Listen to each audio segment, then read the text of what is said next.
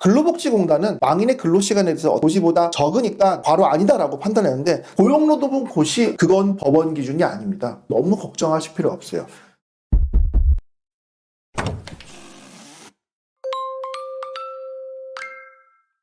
안녕하십니까, 이기훈 변호사입니다. 변호사일하면서 가장 보람찬 순간은 어느 순간이냐면은 승소 판결 나는 순간이에요. 제가 처음인 것 같은데 승소 판결을 하나 갖고 왔어요. 짜잔. 오늘은 승소 판결문을 한번 보여드리면서 설명을 해드리도록 하겠습니다.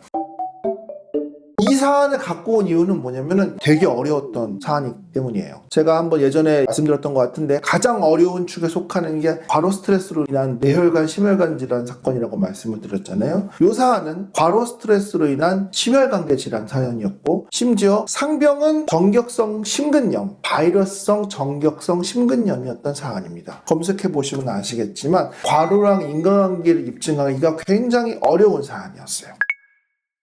굉장히 따끈따끈한 사안인데요. 최근 2025년 1월 17일 선고가 내려진 사안입니다. 근데 사건 번호가 뭘까요? 2022 구합 땡땡땡 2022예요. 3년 했습니다. 3년. 물론 횟수로 3년이니까 만 2년 정도 했겠죠. 1심만 만 2년 한 사안입니다. 그리고 지금은 확정됐어요. 이걸로 이겼고 유가족분들은 보상을 받으실 겁니다.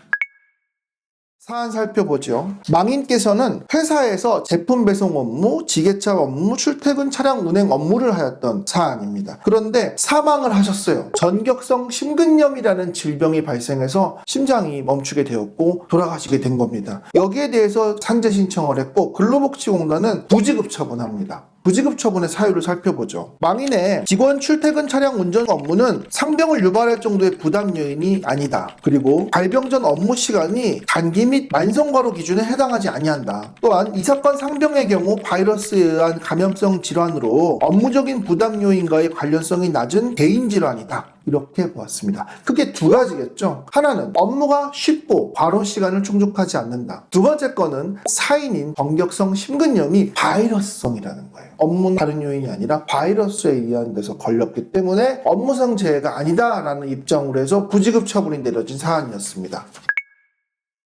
과로 스트레스로 인한 뇌혈관, 심혈관계 질환 산재를 신청하게 되면은 근로복지공단은 규정에 따라서 내용을 판단합니다. 뭐냐면 뇌혈관 질병 또는 심장 질병 및 근골격계 질병의 업무상 질병 인정 여부 결정에 필요한 사항이라는 고용노동부 고시예요. 고용노동부에서 정한 이런 낀 제목의 고시에 따라서 과로 스트레스를 판단해서 결정을 내립니다. 법원은 어떻게 판단하였냐면은 이 규정은 대외적으로 국민과 법원을 구속하는 효력이 있는 규범이 아니다. 그렇기 때문에 이러한 규정에 따른 업무 시간 등 내용은 업무상 과로 여부를 판단할 수 있을 만한 하나의 고려 요소일 뿐이다. 따라서 절대적인 판단 기준이 될 수 없다라고 딱 판단을 내립니다. 왜 이렇게 판단을 먼저 시작했느냐? 이 사건에 들어가면 근로복지공단은 망인의 근로시간에 대해서 어떻게 판단을 했냐면 1주간 60시간 42분 근무했다고 보았고 발병 전 4주간 1주 평균이 51시간 11분 발병 전 12주간 1주당 평균이 53시간 7분이라고 봤습니다. 그래서 이게 고시보다 적으니까 과로 아니다라고 판단했는데 재판부에서는 뭐라고 했냐면은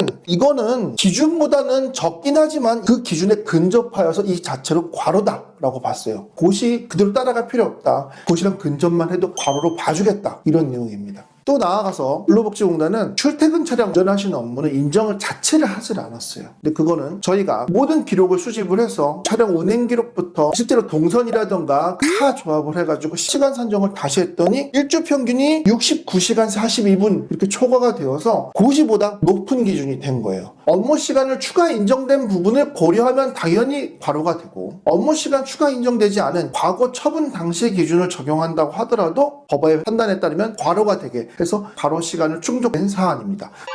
자, 첫 번째 관문은 넘었죠. 업무 시간에 대해서 과로 인정. 이건 넘었습니다. 두 번째, 정격성 심근염과 과로 사이의 인과관계가 어떻게 설명이 될 수 있을까요? 이 부분이 가장 어려웠던 부분입니다. 재판부에서도 이걸 궁금해 하셨어요. 저한테 구체적으로 얘기를 하시더라고요, 판사님이. 인과관계를 입증할 수 있는 의학적인 근거를 갖고 오세요. 제가 의사도 아닌데. 그래서 어떻게 했느냐, 산재 사건의 이런 의학적인 부분은 그냥 우리 주장만 하는 게 되는 게 아니고 주치의 선생님 의견만 보고 하는 게 아니라 모든 의무 기록을 종합을 해서 진료 기록 감정을 보내게 됩니다. 법원을 통해서 제3의 감정이한테 진료기록 감정을 보내게 되고 그 의견을 받아서 소송을 하게 되는데 진료기록 감정을 보냈더니 어떻게 내려왔냐. 전격성 심근염은 바이러스성 심근염이다. 콕사키 바이러스나 아데노바이러스 같은 특정한 바이러스에 노출이 되어서 전격성 심근염이라는 질병이 생긴 것이다 라는 회신이 왔어요. 여러 가지 논문을 검색을 하고 의학적인 부분에 대해서 고려를 해가지고 저희가 법리를 찾아냈습니다. 바로 스트레스가 바이러스성 전격성 심근염에 영향을 미쳤을 것이라는 그 법리를 제출을 했고 결과가 어떻게 나왔느냐.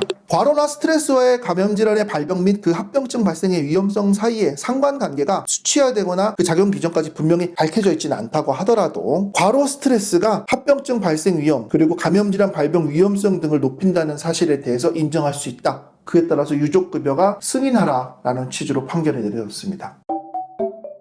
오늘은 전격성 심근염과 과로에 대해서 말씀드렸습니다. 얘기 드리고 싶은 내용은 두 가지입니다. 하나는 과로 시간 철저히 산정해야 합니다. 회사가 도와주건 말건 탁탁탁 긁어 모아서 산정해야 돼요. 산정할 때 약간 부족하다 포기하실 게 아니에요. 고용노동부 고시 그건 법원 기준이 아닙니다. 너무 걱정하실 필요 없어요. 두 번째, 사망 원인이 바이러스성이라고 하더라도 상당 인과관계가 인정받아서 업무상 재해로 인정받을 수 있다. 이 두 가지를 꼭 말씀드리고 싶습니다. 다음에는 더 유익한 내용으로 찾아뵙겠습니다. 감사합니다.